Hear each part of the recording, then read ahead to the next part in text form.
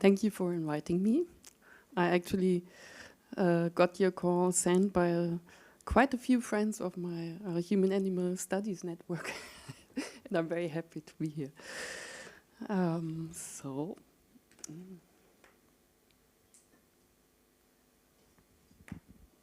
This was just the intro.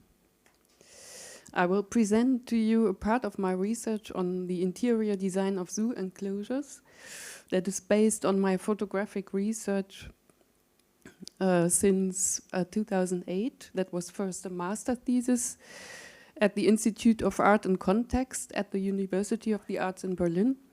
I published articles on my research since then till today. My research has been shaped of my professional interest as a scenographer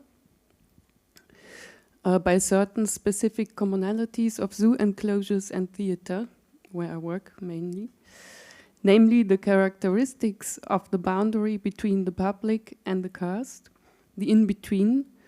This boundary, sometimes more or less visible, determines the mode of display and structures our gaze at animals in the zoo.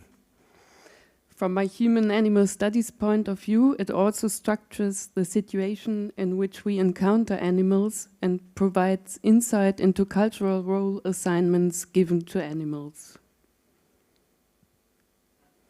I'll just switch through my archive. In this first research, I sorted out then a typology of European zoo enclosures under the categories showcase or display, stage and park, as well as their intersections, for example, tropical halls, which are, in the philosopher Michel Foucault's terms, absolutely heterotopic places that create habitats for animals through artificial ecosystems. So we already heard about all these heterotopic ideas. My published essays on zoo architecture built upon this archive and the zoo visits I did. For our conference, Animals Inside, I contribute with an excerpt from my historical research on interior design of zoo enclosures. The impetus came from my research question about authorship in zoo architecture, actually. This is my theater background. We always work with authors. As also press pages or even project descriptions by zoo architects often claim that the author is nature. In fact, the Swiss zoologist and zoo director Heini Hediger, who lived until 1992, had the greatest influence on zoo architecture with his founding of zoo biology in the 1940s. On his concepts for zoo animals' territories, he experimented and published throughout his life. They were translated and received worldwide, all his publications for zoo. Through him, a decisive shift occurred in favor of legitimizing the keeping of animals in zoos, a shift that continues to influence the development and design of zoo architecture until today. In the following, I give you a brief overview of Hediger's territory concept and will describe his terminology regarding animal dwelling with examples. In his time, Hediger set new standards for interaction with animals by establishing techniques and practices for handling zoo animals that integrated them as active shapers of their living environment. My guiding research question is how relevant Hediger's standards for building zoo enclosures are today, and to what extent his approach to actively involve animals in shaping a constantly changing environment is taken into account. Where does the animal actually live was for Hediger the crucial question he asked himself as a zoo biologist. He already described the ecological situation of his time in the 1940s as anthropocentrically shaped across all continents. As a consequence of urbanization since industrialization, animal behavior has been fundamentally altered and subordinated to human behavior, Heidegger stated in the 40s. There's almost only secondary, that is, human-induced behavior. Heidegger distinguished between two psychological dispositions in animals at that time, which he categorized according to their relationship with human habitats. While the group of culture avoiders or technophobic animals was characterized by a negative attitude towards human technological installations, a closer look at the city revealed a second group, the culture followers, who, as technophilic animals, made use of the same facilities, for example, Norway rats and pigeons in the heart of the city, or raccoons and foxes at its periphery. Today we still call them culture followers. That was really his expression. Or I prefer liminal animals, as they are able to cross borders. In response to urbanization, Heidegger founded zoo biology in the 40s to preserve wild animals, the technophobians. He practiced and published the standards for zoo animal keeping that continued until today. You probably might know all these aims of zoos. They were put down into words by Heidegger. The set of rules for zoo enclosures and zoo responsibilities one could call, with the philosopher Michel Foucault, a new episteme, a system of knowledge in which animals are placed in a specific relationship to humans through categorization, classification, and disciplining. Zoo architecture thereby structures the human perception of animals, their habitats, and human interaction with them. The main tasks of zoos he defined as recreation, and this expression for it, escape route to nature, or emergency exit to nature, he called it. Education serves a general educational purpose about animals. Research, promoting nature conservation and protecting endangered species. The zoo is therefore important as a refuge and breeding station. And conservation, it is important that the zoo participates in scientific research and, above all, studies animal behavior in more detail. But how does the transformation of territories defined by animal movement and animal behavior work out in regard to zoo design? During Heidegger's lifetime, zoos still relied on wild capture, and the scientific challenge for him was to create an artificial living environment in which wild animals could find their way individually, as he describes quite pragmatically. The building material consists of the entirety of things that are of vital importance or biological interest to the animal. Through capture, the wild animal must construct a completely new environment in captivity. This reconstruction represents an enormous task for the animal, and it is understandable that not every individual can accomplish it. Heidegger based his work on the results of numerous scientific field studies on wildlife movement and animal behavior along these migratory routes, which delineate the species-specific home range. Crucial for the spatial dimension of an animal territory are the effort required for foraging and the characteristics of the soil, which produces food plants or serves as territory for prey animals. Animal trails, in turn, define the connecting lines between the individual fixed points, the homes and settlements of the animals, whose locations can flexibly change depending on where food is sought and other activities occur. Heidegger coined the term landowners to describe animals in their territorial behavior. Contradictory or maybe for the reason of human education, the classical human idea of attachment to a particular place, to the family house, served as his reference model. Analogous to the structure of African villages he spotted from a plane, Heidegger designated sleeping or birthing sites of animals in his residential topographical scheme as a home. This is the image to the right. As the place of greatest security, whose importance as a retreat should be considered in the placement within a zoo enclosure. The investigations led to a schematic representation of overlapping territories of different animal species in a graphic. This is the image to the left. The connecting lines between the individual fixed points of a territory, originally the movement lines of the animals, formed abstract polygonal mosaic pieces in his sketch. As the need to search for food was eliminated in the zoo, their natural territory could be reduced many times over.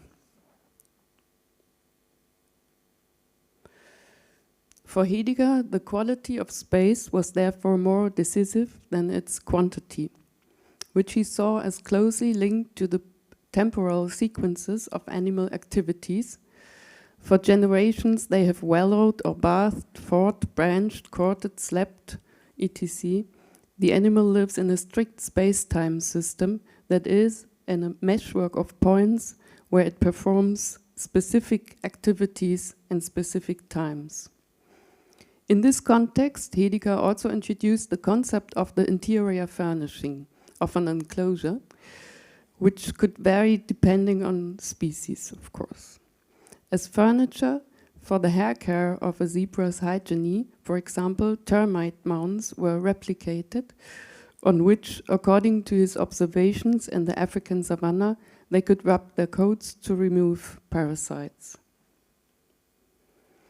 Other hygiene activities for which animal furniture should be provided in zoo enclosures included wallowing in the mud by deer or bathing by elephants or hippopotamus. Because Heidegger observed even species like beavers kept without water, that is their obligatory fixed defecating point, but they were kept without water in some zoos, he formulated a rule. The question of whether a particular enclosure should include a bathing facility cannot and must not be answered by the architect, but only by the biologist. While Heidegger was constantly experimenting and adapting his territory concept, his publications give the impression of a set of rules from which one can derive guidelines. Heidegger's territory concept was therefore interpreted in very different ways for transformation in the built environment. Especially his discussions on flight distance led to the countless animal houses built in the 1950s and 60s under the influence of new hygiene standards featuring small tiled cage boxes.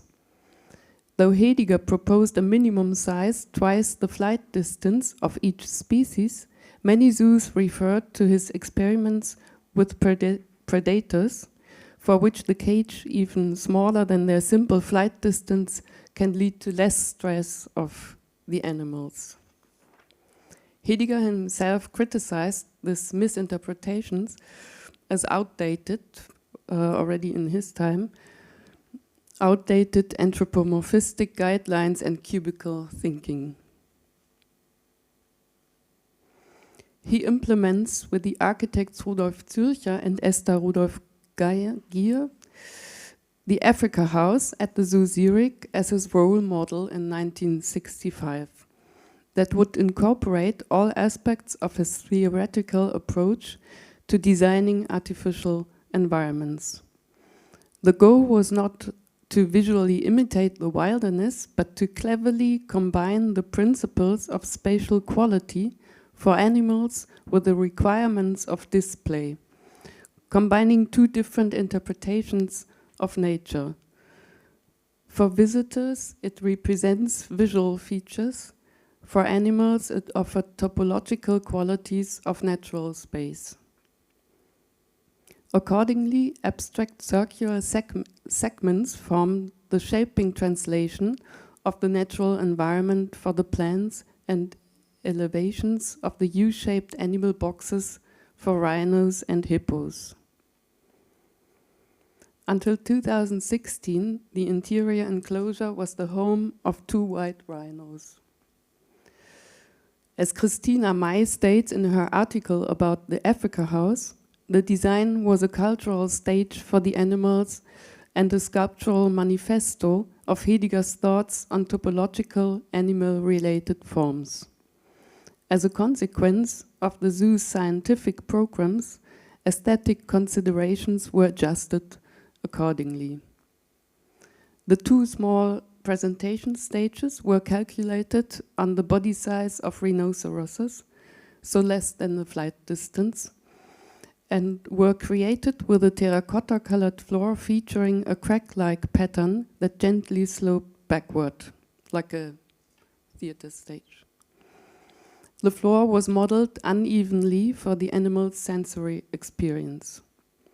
Each enclosure was closed at the rear by a curved concrete wall with a few vertically placed wooden trunks offered to the rhinos for rubbing their skin and potted plants on the ridge.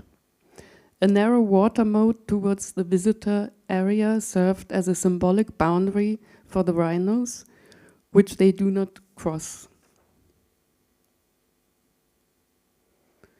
From today's perspective, the Africa House differs from the tiled cubic enclosures of the post-war period only formally, to me. Animal living space is still measured according to the size of the body rather than the actual range of territorial behavior. In the presumed context of human dwelling, it appears as an experimental field for minimum requirements in designing a cell necessary for individual animal survival. Conceptually, Heidegger's territory schema was based on a topological model that integrates the flexible relationships between spatial fixed points of animal territories. Yet in their 2-dimensional linear representation, these graphics suggest that a built real space for animals can have static outer boundaries. Presumably contrary to Heidegger's intention, the schematic representation of animal territories thus solidified the notion of a container space in zoo enclosure planning.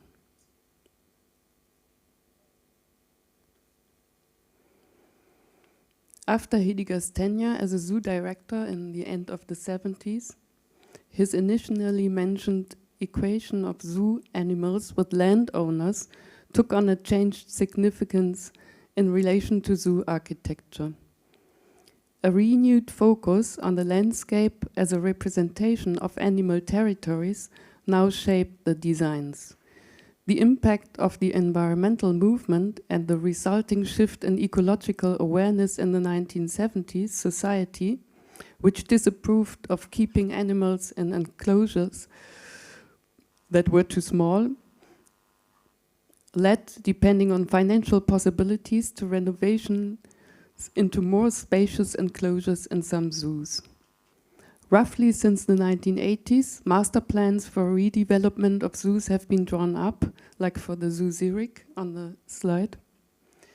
That was already planned in 1993, I think. But their implementation has often taken up to, like for the Zoo Zurich, up to 30 years, or was discontinued for financial reasons. In terms of design, the interior furnishings of enclosures introduced by Heidegger were in these new concepts integrated into a park landscape. Similar to animal structures hidden in the forest, buildings were incorporated into the landscape and planted. With the concept of camouflage increasingly coming into play, just as in the military sector, partially underground buildings or landscape modeled structures were constructed. For the public, the promise of a nature experience with animals has replaced the concept of the similar dwelling like animals since.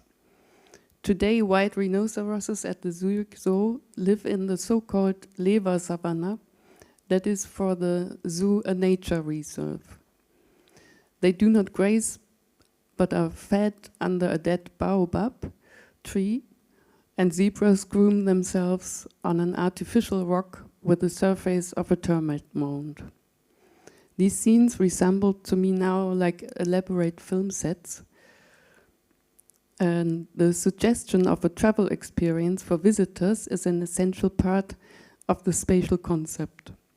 Boardwalks lead through extensive grass savannas to observation stations, and the boundaries to adjacent city parks or agricultural fields are barely perceptible from inside the zoos.